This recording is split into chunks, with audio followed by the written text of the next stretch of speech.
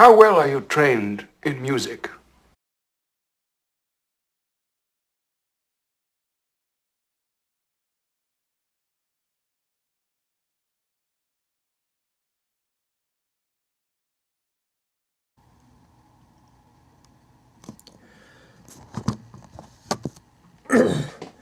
Hey guys, first of all I want to apologize for the little Famicom to NES converter debacle. Still have not gotten that fixed yet, nor have I woken up completely. In the meantime, I'm going to do something similar to my bookshelf tour, which I have since updated quite a bit, as you can see. I've arranged everything in alphabetical order, and I've gotten rid of quite a few things. But that's not what I'm going to talk about today. Today I'm going to show you my music collection, my physical music collection. I just took a look at it a few moments ago,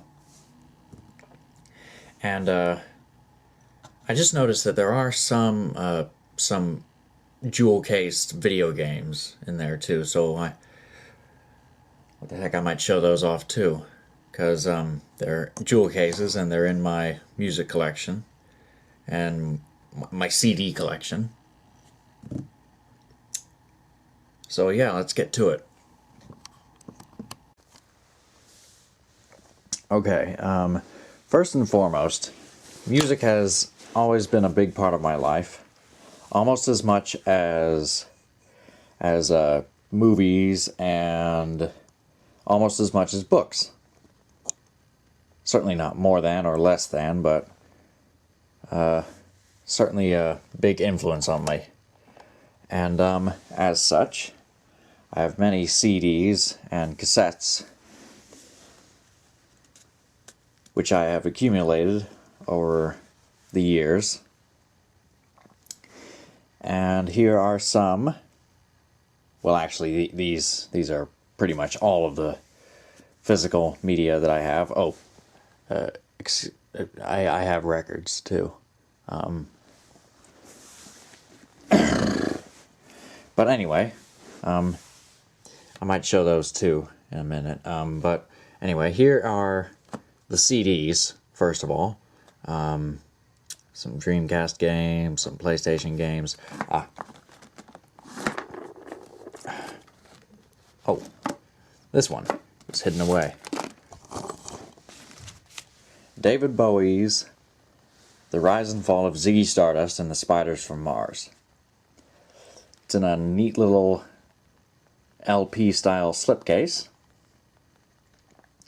Recently, as most of you may know, obviously, David Bowie has passed away. So, very tragic that. Gosh, I'm trying to think of something clever to say that can relate to Ziggy Stardust, like, I guess he really is a star man now, or rock and roll suicide, or something like that. I don't know, maybe it's in bad taste, but this is a pretty good record. For a while I listened to Starman quite a bit because it's my favorite track on the album, of course.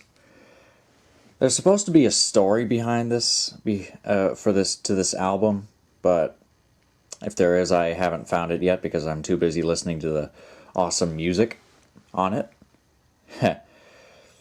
Because it is a pretty awesome album.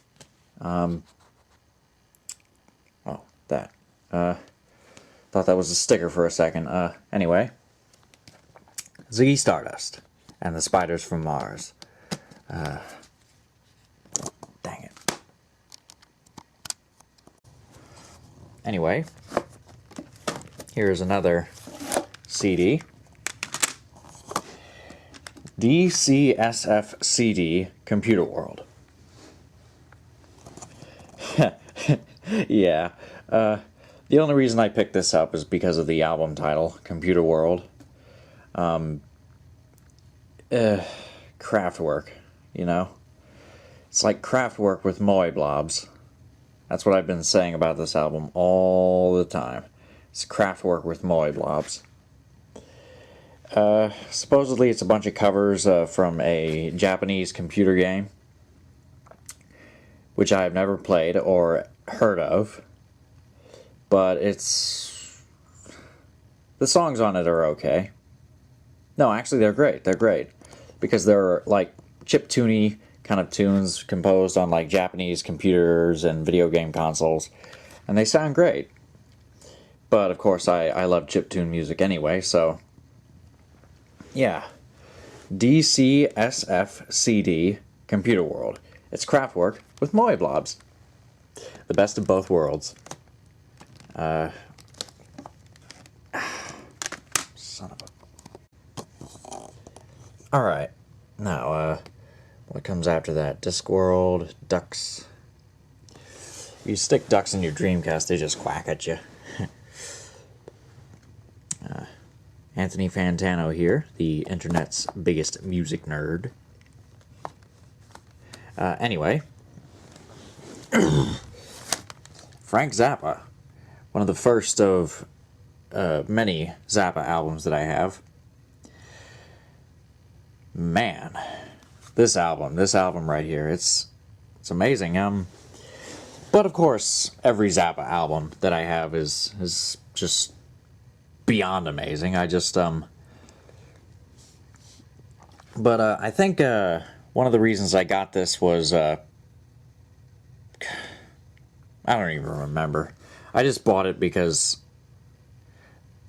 there was an article in the Houston Chronicle saying it was an interview with Dweezil Zappa, and he said like a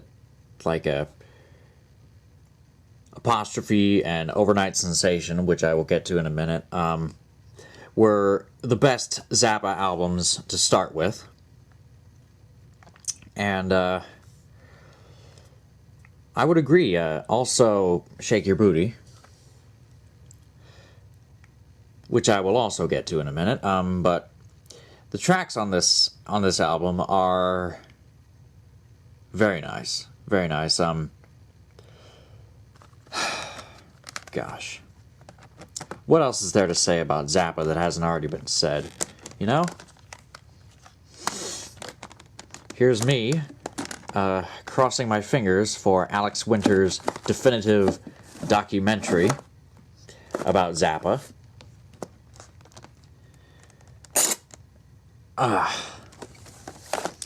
Now, here's the first Zappa album that I ever bought, Joe's Garage.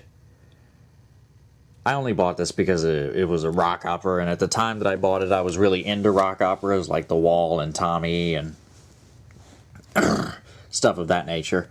After listening to some of Zappa's other albums, like Apostrophe and Overnight Sensation and Shake Your Booty, and especially some of his early stuff that he did with the Mothers of Invention, I now consider this album inferior.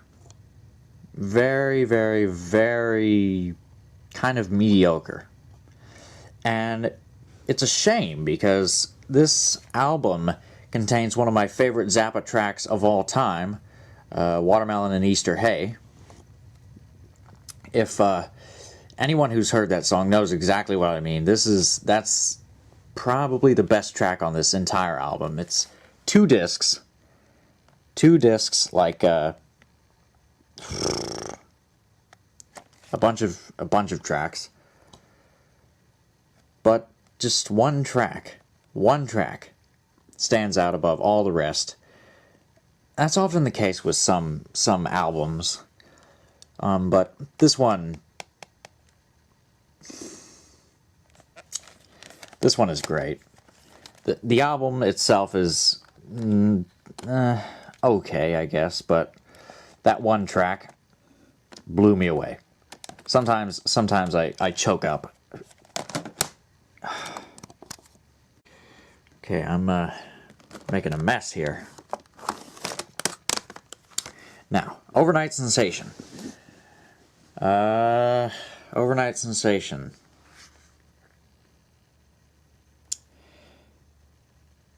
Oh, yeah, now I remember. I bought this because of the song Montana, which whenever I'm at work, I work as a cashier at a grocery store, so you can imagine how that must be. And whenever I get really, really, really stressed, I like to sing Montana. I like to sing like the opening bars and like, just to raise me up a crop of dental floss. Raising it up, waxing it down. Oh, you know how it goes. But, you know, I like to think that I have a very Zappa-esque singing voice. But then again, everybody says I have a great voice, so comparable, I like to say. I like to think that it's comparable to Zappa because he had a great singing voice too. Very, very deep and, yes. I might be moving to Montana soon, and the torture never stops. Okay, I'm never gonna do that again. Anyway, Overnight Sensation. Wow, really did it this time. Anyway, one more Zappa album. At least one more solo Zappa album. Shake Your Booty. For the longest time, I pronounced this album Chic Your Bowdy, which doesn't make sense at all. I guess it was because I played Legend of Zelda a little too much. But there are a lot of great tracks on this album. Probably more tracks than any other Zappa album that I have. 18, yeah. By the way, the last track on the album, Yo Mama, best track on the album. Best track, one of my favorite Zappa tracks, actually. I always listen to it. For a while, going back to Joe's Garage for a second, for a while, Watermelon and Easter Hay was the most played song on my iPod. And, somehow, I guess, oh man, I don't even know, but Yo Mama, sometimes I like to sing that too at work. Whenever I'm really stressed. Whenever I'm actually really stressed, I like to sing any kind of song, any song at all that I know all the lyrics to. And Yo Mama is a song that doesn't have very many lyrics. It's mostly just, maybe you should stay with your mama. And then Zappa plays a 12-minute guitar solo and then says, maybe you should stay with your mama. And then the song ends. And it's awesome. Really? Right? You know? Zappa. What a beast. Anyway.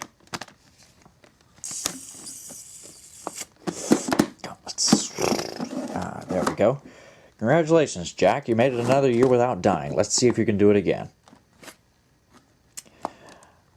Jacob, where did you go? Anyway, Fritzi to Fulci, live at Union Chapel. Oh man, this album. I have the same album on vinyl. Got it for Christmas. Thank you, Dad.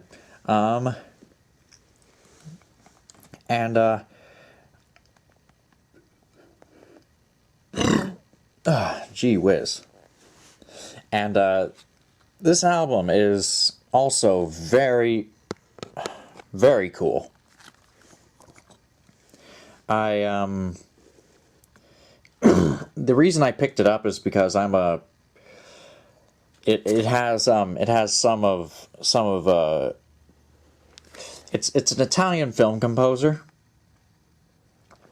and he's performing some of his work live that he did for a filmmaker. Fabio Fritzi plays the music of the films of Lucio Fulci. Hence, Fritzi to Fulci. And I picked it up because of the songs from the movie 4 of the Apocalypse. But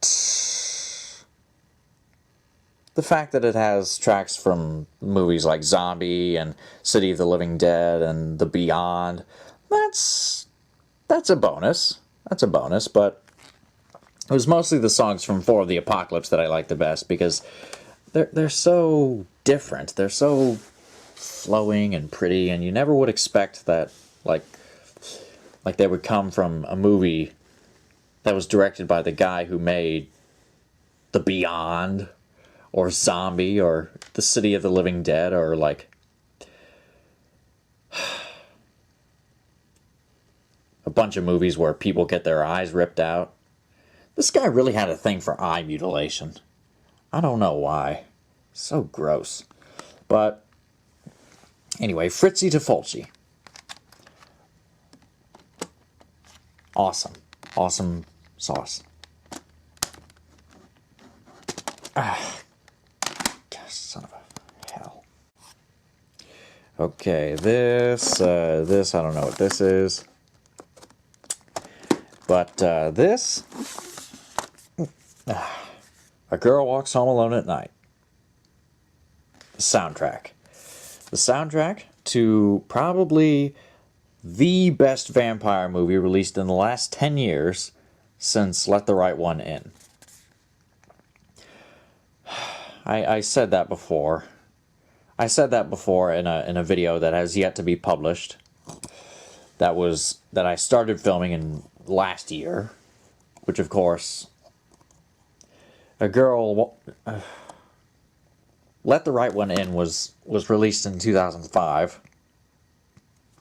So at that time it was A Girl Walks Home Alone at Night was one of the best vampire movies, the best vampire movie released in the last 10 years since Let the Right One In. But now that is not really the case anymore, because it has been more than 10 years since Let the Right One In has been released. God, I'm so old. Anyway, A Girl Walks Home Alone at Night, the first Iranian vampire western. And I do see some western elements, like in the movie.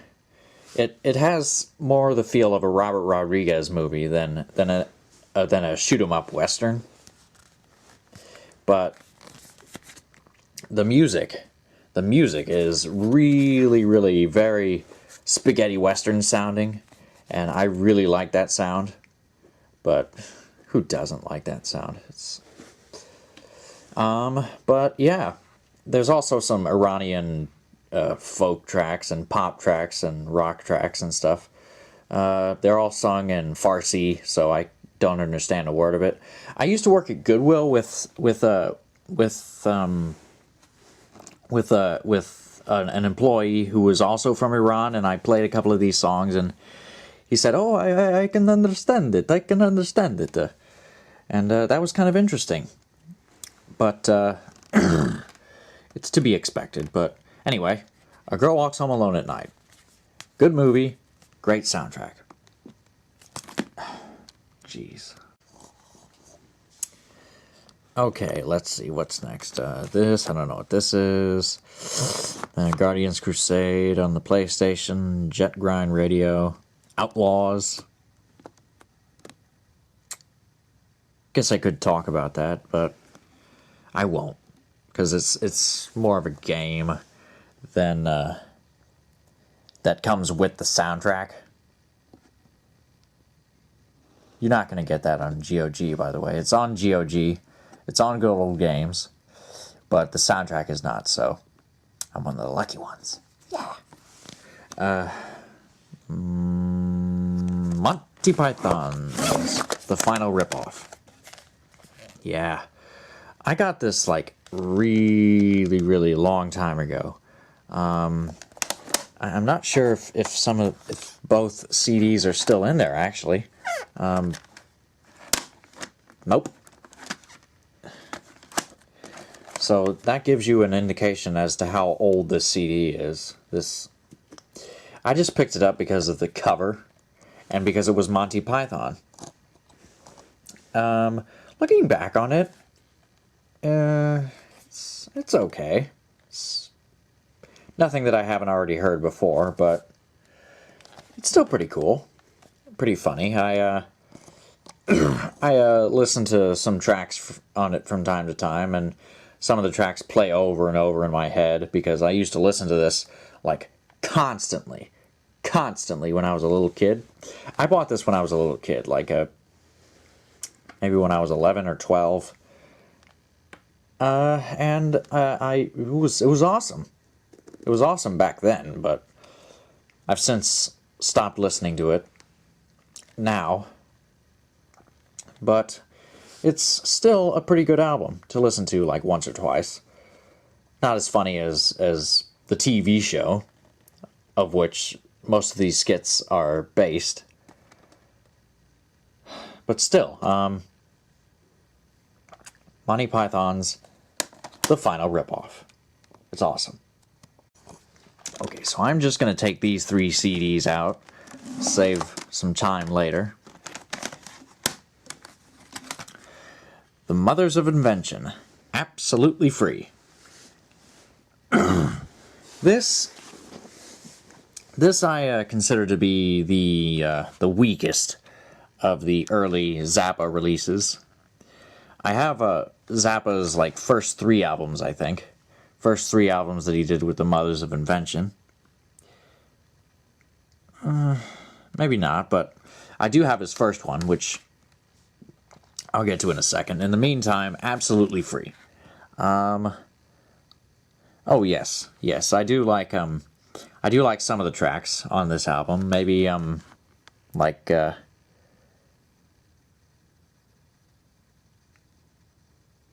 first 7.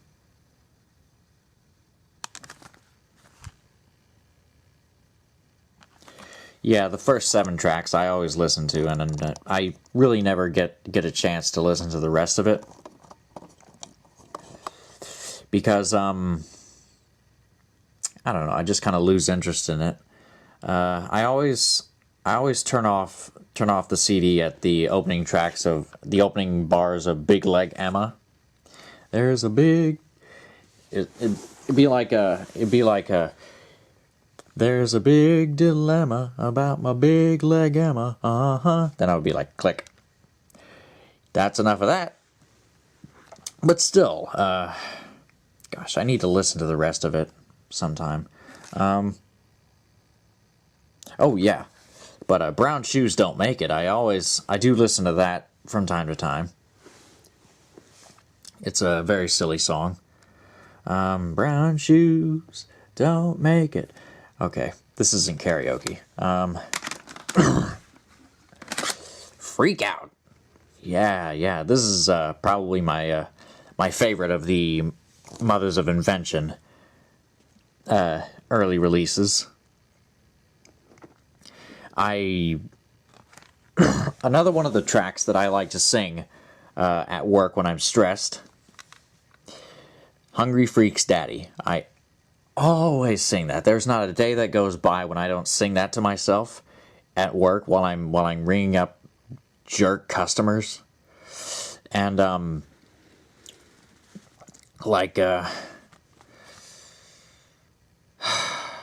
gosh, I want to sing it right now. I'm not going to. It's a waste of time. But I also like the Return of the Son of Monster Magnet. Yeah, that's what it's called. The Return of the Son of Monster Magnet, because I used that song in one of my movies, one of my earlier movies, and also an animation by Mika Buzan, and he actually acknowledged that I used it, and he was very he seemed very flattered by it, and that was very sweet. I enjoyed that. But anyway, Freak Out, and now the last Mother's album that I have. What's this called? We're Only in It for the Money. Yeah. I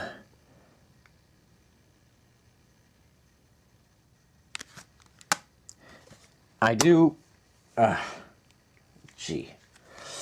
really like the song Mom and Dad.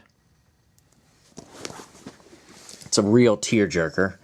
It was used in the movie Medium Cool, which I still have yet to see.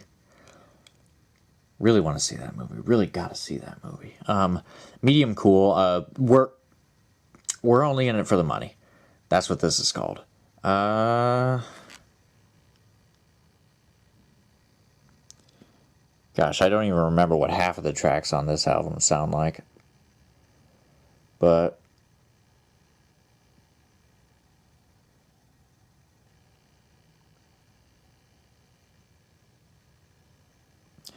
yeah, Mom and Dad is the best track on this album. Okay, this is awkward. Alright, here is another 3 CD collection that I have from one band. Paul and Storm. Excuse me. Gumbo Pants. I really have not listened to these songs in quite a while, but I know that a lot of them are very, very, very funny. The improv bit, that's a good one. That's a good one. I used to... I don't know if this is the one where...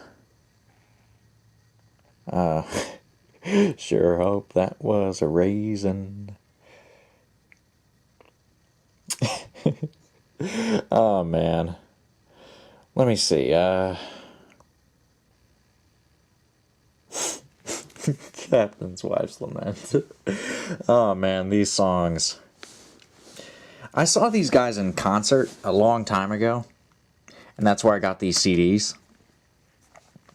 They were very funny. They were...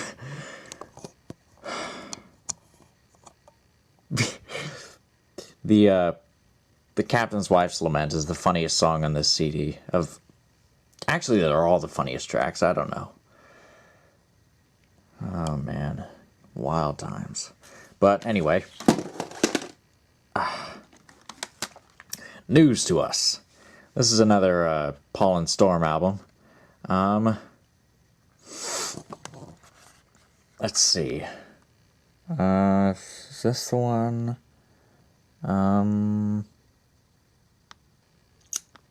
Probably, I don't know.